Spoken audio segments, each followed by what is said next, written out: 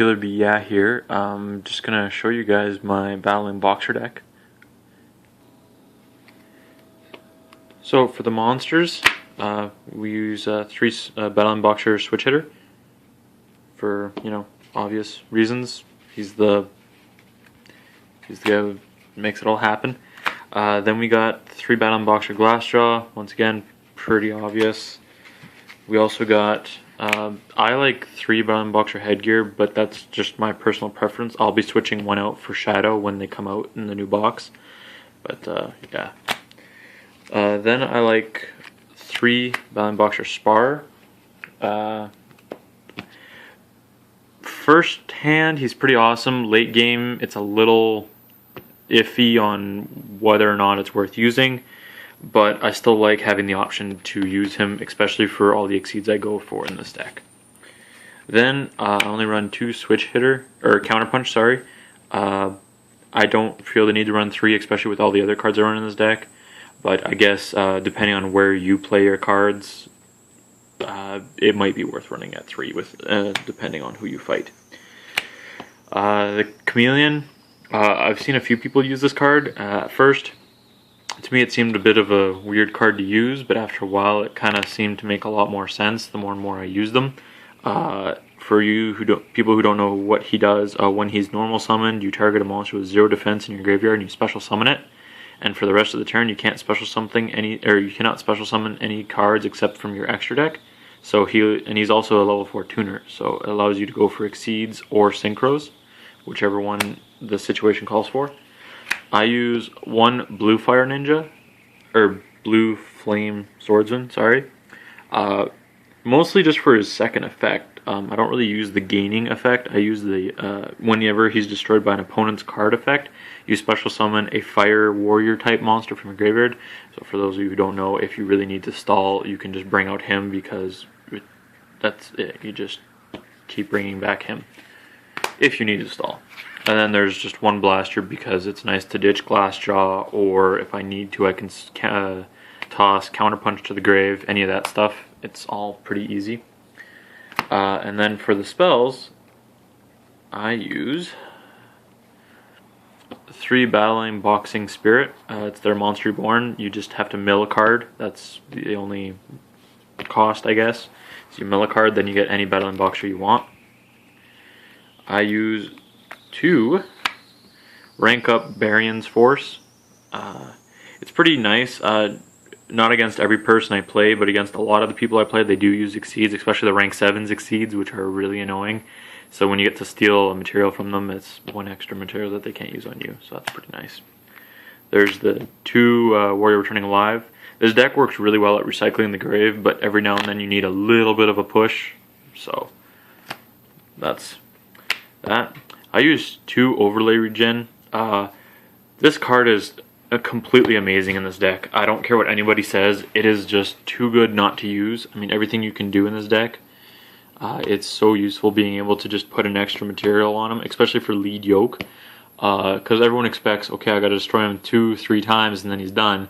You play this card and they gotta do it one more time. It's just a nice boost. I run two Ego Boost. What can I not say about this card? I don't know why more people don't run this card. It's quite good.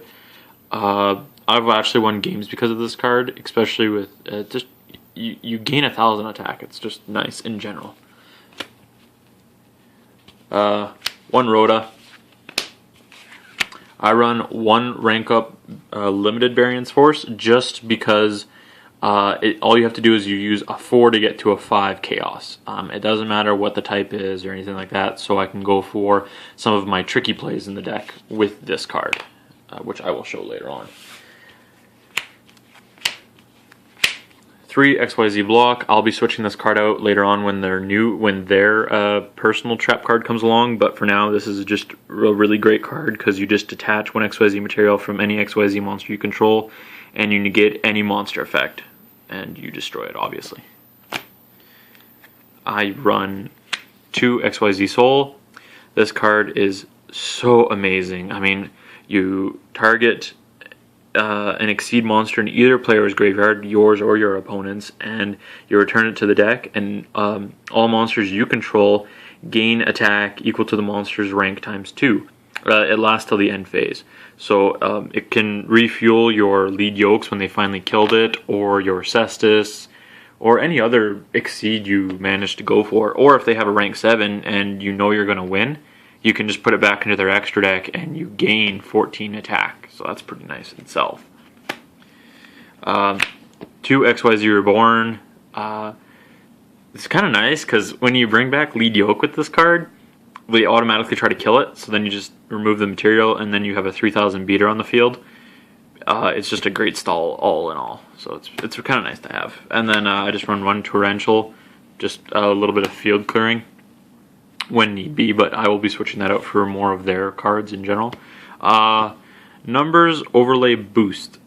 It's an iffy card. I've wanted to take it out for a while now, but every time I want to take it out, I end up having a duel, and I totally win because of this card. It's just too amazing.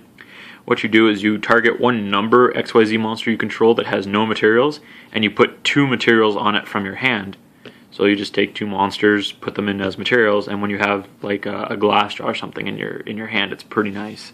It's like really broken that way. But so for the extra deck, there's the 3 lead yokes, which is pretty obvious. I'm sure everybody does that. The battling boxer Star Cestus. Yeah, I don't really like him, but he's a battling boxer, so I gotta play him. That's pretty much the only reason he's in here. That's why I only run him at 1. I just got this out of a pack. I don't normally like to play like the big meta cards, but I got it in a pack, so I said, you know what, I might as well use it.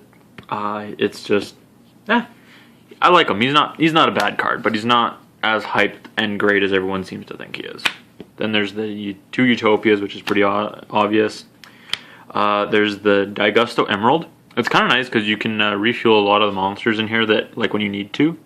So that's pretty much it. That's kind of the only reason I run them in there. Another monster I got in a pack. I would never run this card in general. It's just the fact that I kind of like him. I don't really like him for his effect though, because his effect is really, I don't know, like, to me it's a huge minus and it's not even worth playing. I mean, he's just like the worst monster I've ever seen. I absolutely hate this card, but my buddies always, like, if I know they got a Solemn Warning face down, I'll always bring him out because I know that for a fact that they'll hit him. So that's pretty much the only reason he's in here, is literally just to bait stuff out for me. But then I run, for the overlay, for the rank ups, I use Number Utopia Ray V. He's one of my favorites. I like the other one, but I like this one more just because if he ever dies, he brings out a Utopia. Which is pretty nice, but then, I don't know, his other effect is pretty nice too. You can just nuke a monster and they take full damage, so if I need to, that's pretty nice too. I use the Silent Honor Arc. There's a really great combo with him. Once again, I only use him because I got him in a pack, and this was the only deck I run that actually can do rank 4s quite consistently, so I figured, hey, why not? Then there's the Chaos Star Battling Boxer Comet Cestus.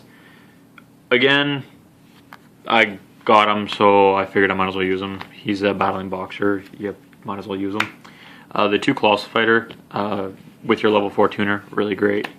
And then Crimson Blader. I found there's some pretty fun stuff you could do with Crimson Blader, especially considering that he's a fire warrior. So if you have Blue Flame Swordsman, when Blue Flame Swordsman dies, you can bring him out of the grave if it's been previously done, which is pretty nice. I find it's quite fun. Another thing that I was talking about that I said I was going to explain was the rank up limited Baron's Force, the limited one. It's mostly because if I need to, if I have a Utopia with no materials on it, I can actually use rank up limited Baron's Force and rank them up to Silent Honor Arc if I need to. It's happened once or twice where I've had to do it, and just because I've done it, my opponents have killed it, and then it comes back and I gain some life points. I try to stay more with Battling Boxers themes, so I will be taking a lot of these cards out for pure Battling Boxers when the more of them come out.